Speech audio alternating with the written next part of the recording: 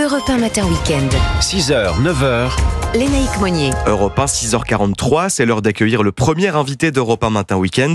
Et ce matin, Lénaïque Monnier, alors que le mouvement des agriculteurs se durcit, vous recevez l'avocat au barreau de Paris et défenseur du monde agricole, maître Timothée Dufour. Oui, parce qu'on espérait que la situation allait peut-être s'améliorer pour les agriculteurs français. Gabriel Attal avait fait un certain nombre d'annonces, mais voilà que les agriculteurs sont repartis au combat. Mercosur, normes administratives, aides qui n'arrivent pas. Bonjour Timothée Dufour. Bonjour, merci pour cette invitation. Alors, rien n'a changé depuis janvier.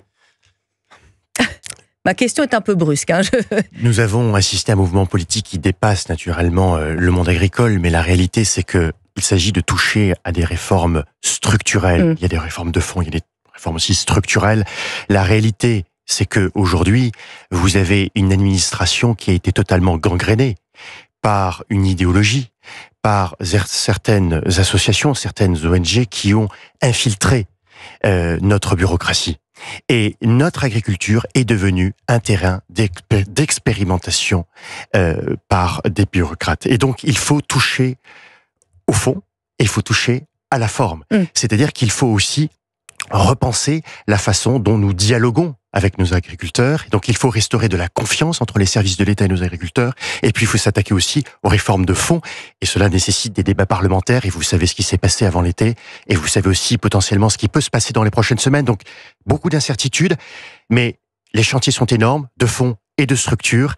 Encore faut-il avoir le temps pour le faire. Est-ce que Michel Barnier, justement, Premier ministre, qui a été lui-même ministre de l'Agriculture, qui vient des territoires, de la Savoie notamment, est-ce que lui peut être un meilleur interlocuteur que Gabriel Attal? Est-ce qu'il en aura le temps? Ça, c'est un autre problème. Mais est-ce que lui peut effectivement parler mieux aux agriculteurs, selon vous? Ce qui est certain, c'est que lorsqu'on écoute les agriculteurs sur la perception qu'ils ont de notre Premier ministre, de notre ministre de l'Agriculture, c'est que jamais on a autant avancé en l'espace de quelques jours, de quelques semaines. C'est une réalité sur tous les volets. L'aspect distorsion de concurrence, on commence à comprendre et à dire que ces distorsions avec nos pays européens, que ce soit sur la partie élevage, que ce soit sur la partie grande culture, avec ces molécules autorisées en Italie, en Espagne, mais interdites en France, ces distorsions doivent cesser. On a entendu un Premier ministre et une ministre aussi de l'Agriculture de nous dire qu'il faut simplifier. On a entendu un Premier ministre et une ministre nous dire également qu'il faut restaurer cette confiance, restaurer ce dialogue. Alors oui, j'allais dire que les mots ont été utilisés. Maintenant, ce que nous attendons, ce que attend le monde agricole, c'est bien des actes. Mais alors, comment on simplifie justement, maître Dufour? Alors là encore, simplifier, Parce que c'est la question qui revient sur toutes les lèvres en permanence. Trop de normes, trop compliqué, trop de contrôles. On en est au même point. On s'était rencontrés au mois de janvier dernier. On avait exactement les mêmes problématiques. Simplifier, cela signifie en réalité s'attaquer à toutes ces barricades administratives, c'est s'attaquer à ces injonctions contradictoires, c'est s'attaquer à ces contentieux qui pullulent dans nos campagnes. Mais simplifier, tout d'abord, ça signifie quand même, comme je vous le disais en introduction, c'est s'attaquer à une réforme structurelle, c'est-à-dire réaliser qu'il y a aujourd'hui au sein de notre administration des bureaucrates qui ont mis des obstacles parce que vous avez certaines ONG qui ont voulu imposer leur vision du modèle agricole, c'est-à-dire repenser la façon dont nous imaginons le cadre légal et réglementaire.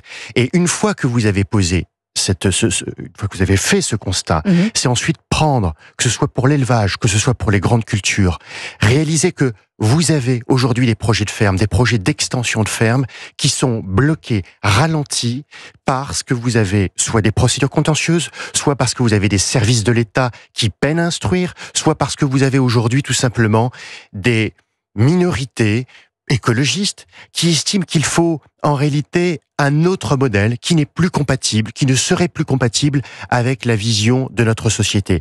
Si vous voulez, c'est à la fois un constat qu'il faut poser, et une fois que vous avez fait ce constat, c'est tout simplement en arriver à des normes qui soient non plus pensées par des technocrates, par des bureaucrates, mais pensées avant tout pour des agriculteurs dont nous savons que l'agriculture aujourd'hui est en perte de vitesse et qu'il faut donc